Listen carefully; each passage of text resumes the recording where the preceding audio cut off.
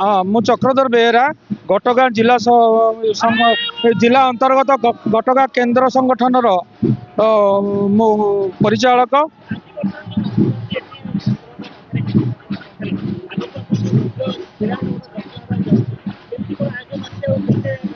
यही जो यज्ञ हूँ एक मालिका प्रवादीय यज्ञ अच्युत महापुरुष द्वारा स्थिरीकृत मालिकार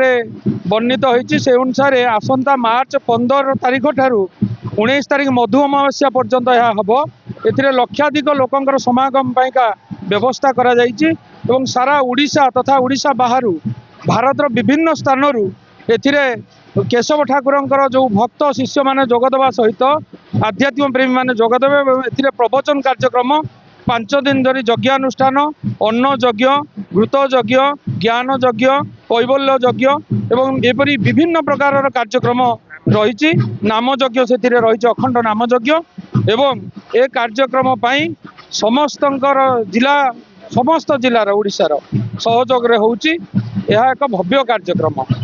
आज आम यार प्रथम बरणी कार्यक्रम ठाकुर पाखे से गुरुस्वामी को बरणी करूँ एवं आमंत्रण करूँ प्रभु से विजय करके कार्यक्रम केमती सरस सुंदर करेंगे पाखे आत्मनिवेदन करूँ यह हूँ आज कार्यक्रम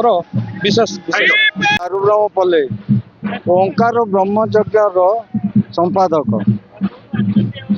आम केन्दुझर जिला घटगाँ केन्द्र संगठन।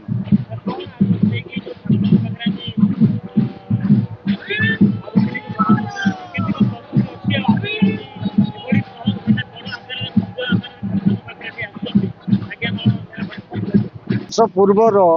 महापुरुष अच्युतानंद मालिका प्रवादीय यज्ञ स्थिरीकृत होती आगुरी ना एपरी यज्ञ होता ना आग को हम एवं मार्च 15 रु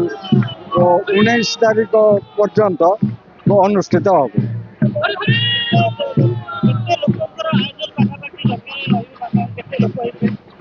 लक्षाधिक लोकंकर समागम होगार स्थिरीकृत हो।